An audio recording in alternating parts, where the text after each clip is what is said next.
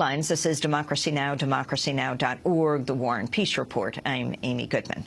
Today marks the first anniversary of Superstorm Sandy, hitting the East Coast, becoming one of the most destructive storms in the nation's history. After first pummeling Cuba, Jamaica, and the Dominican Republic, Superstorm Sandy hit the East Coast, devastating parts of New York and New Jersey. The storm ultimately killed 159 people, damaged more than 650,000 homes. Thousands of people remain displaced. As the New York region marks the first anniversary of Sandy, hurricane-strength winds are battering northern Europe today. At least a dozen people have been killed across Britain, Germany, the Netherlands, Denmark, and France. Later in the show, we'll look at the Superstorm Sandy recovery effort and speak to a woman who's still displaced from her home. But we begin today's show with former Irish President Mary Robinson. She served as President of Ireland from 1990 to 1997 and UN High Commissioner for Human Rights from 1997 to 2002. She now heads the Mary Robinson Foundation Climate Justice. I recently sat down with her in New Orleans at a meeting of environmental grant makers. I began by asking her to describe climate justice. Climate justice starts with the injustice of the fact that climate shocks are affecting the very poorest already, poor communities and poor countries, and poor parts of the United States, like Louisiana, parts of Louisiana still recovering from Katrina. They've been least responsible for what we now know is causing climate change. There was this very important IPCC report last week in New York showing that 95% of the scientists are now satisfied and firmly believe that this is human-caused. I know there are deniers and there's money supporting these deniers to try to confuse us, but we can't be confused anymore because actually the impacts of climate are undermining human rights all over the world. Where is the money coming from for the denial movement? I think a lot of it is coming from those who benefit at the moment from selling fossil fuel, so the coal and oil communities. It reminds me a little bit of the tobacco problem, and it's somewhat similar because it's causing denial of an issue that we should be taking so seriously and working together on. All countries in the world, large and small, should be unequivocal in working to have a transformative leadership to a low-carbon economy. What do you think of the whole movement around divesting from fossil fuel companies? I'm glad that young people and colleges and others are seeing the need to bring home. We can no longer invest in companies that are part of the problem of the climate shocks that we're suffering from. And so I speak openly and encourage students and colleges to be part of that. It's, to me, a little bit like the energy that was behind the anti-apartheid movement when I was a student. We were all involved because we saw the injustice of it. There's an injustice in continuing to invest in fossil fuel companies that are part of the problem. My foundation has joined with the World Resources Institute in a declaration on climate justice. We say unequivocally what the International Energy Agency says and the carbon tracker calculation of the carbon budget, that 2/3 of the fossil fuel reserves known now must stay in the ground. And there's no point in going into the Arctic and looking for new fossil reserves and disturbing that wonderful environment. You know, it's interesting. I just gave the commencement address at Hampshire College, which is one of the centers of this issue of divestment.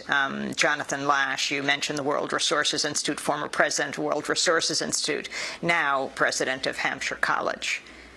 Yes, I know Jonathan Lash, and I'm aware that he's organizing a conference next year on the divestment issue. I think it's great that somebody who's so knowledgeable as he is prepared to take a certain amount of political flack. It's not easy as a president of a college to stand up, and I think he's aware that he has to give that leadership, and he's giving it. President Robinson, you were active in the divestment movement against apartheid South Africa and Ireland.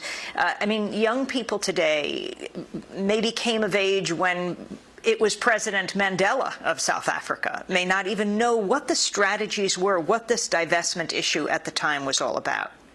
There was a recognition that it was going to be difficult to get change in South Africa although the majority of the people, the black and coloured South Africans, were discriminated against, were imprisoned, including Nelson Mandela himself and his colleagues, and that there should be a real move to stop companies from investing in South Africa and perpetrating that apartheid system.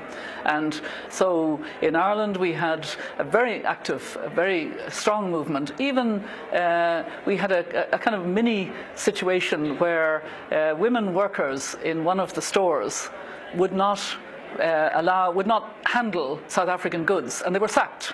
And there was a big movement. They were fired because they had taken that stand, and they were actually reinstated because there was such an outcry about it.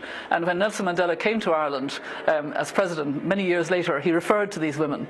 And they knew about the sacrifice of ordinary women because they believe in justice. We need young people and women and others to stand up now against the way in which the corporate sector that is engaged in fossil fuel is buying bad science, is spreading wrong information and trying to prevent us from addressing what we really need to address, which is transformational leadership to low carbon growth. What would divestment lead to? Well, I think it really would lead to a recognition that we're talking about stranded assets. And stranded assets is a term that many people aren't yet fully aware of. But I think of asbestos as a clear stranded asset. We know it's dangerous, so people won't use it. And we have to get to the same situation. Now, we're not going to do it overnight, and we actually need to recognize that developing countries need more time to adapt. So I would like to see Europe and the United States and Korea and other parts of Japan moving more quickly, as Germany is doing, to renewables, because we have the responsibility. It's our fossil fuel-led growth that has caused the problem. What do you mean by renewables? I think a lot of people in the United States would have no idea. The huge potential of solar, of wind, of wave power, of various forms of renewable energy, where we can actually have good lives.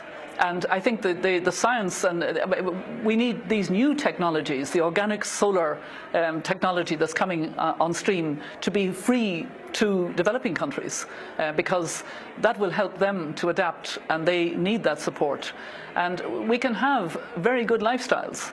It can also mean that those who haven't had access to electricity, and there are many of them, 1.3 billion, who have no light in the home of electricity, they just have dangerous kerosene or candles. We can have that technology to help those communities who are very affected already by climate shocks.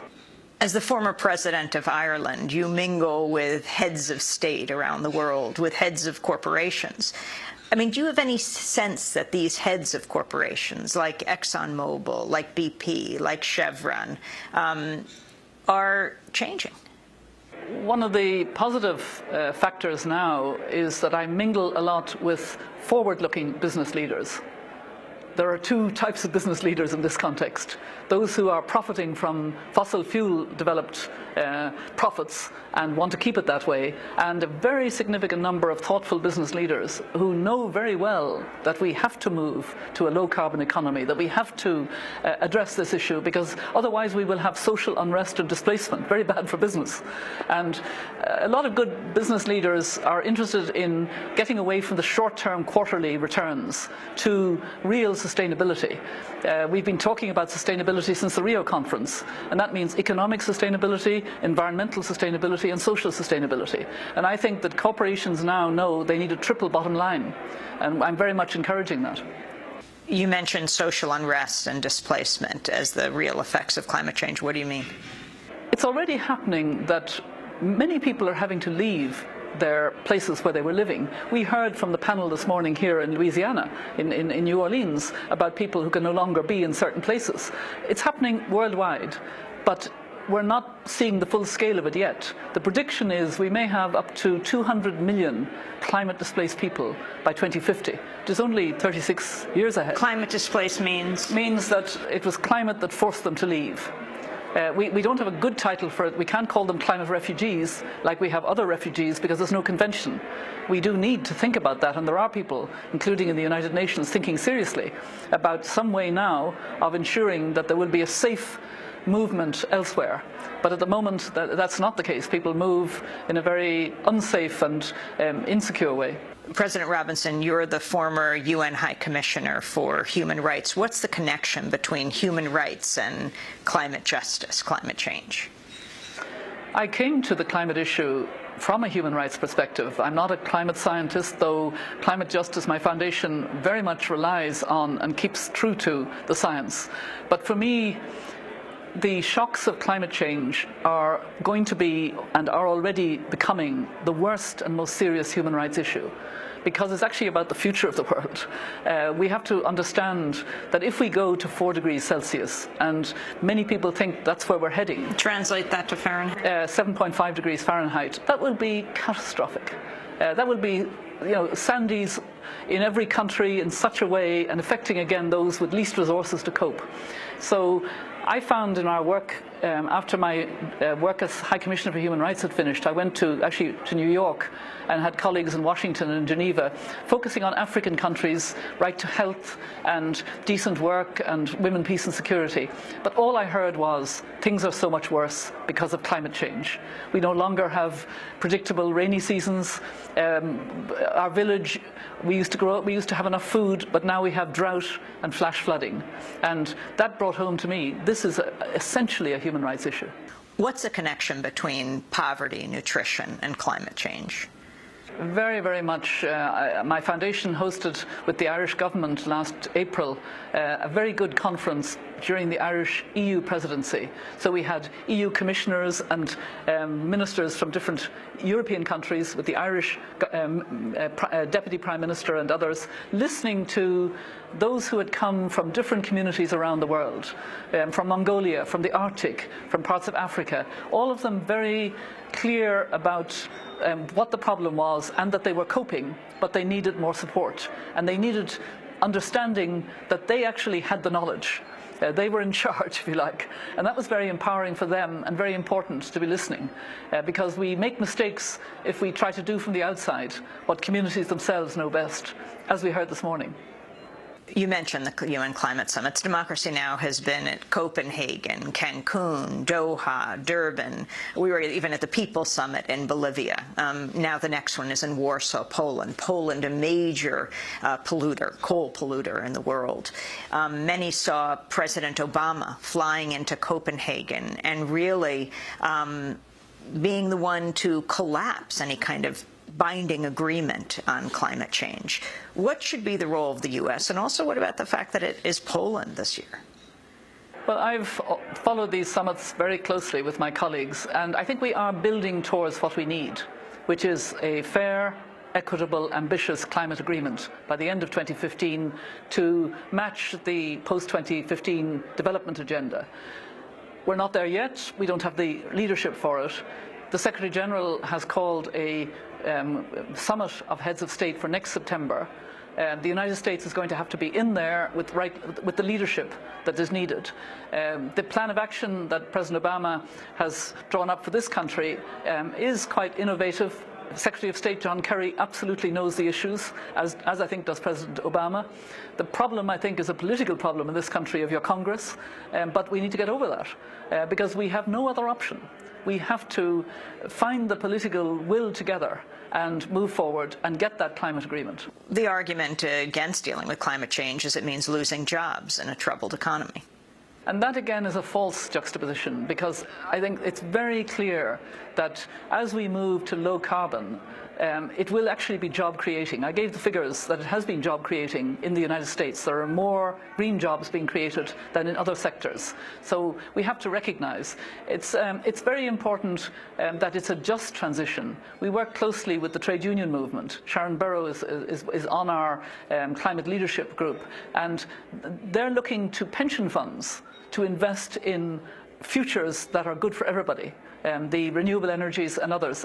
So we need a kind of real sense that this is not a them or us, this is all of us together. When you think of the intergenerational justice, I mean, I often, as I did this morning, talk about being a grandmother with grandchildren who'll be in their 40s in 2050.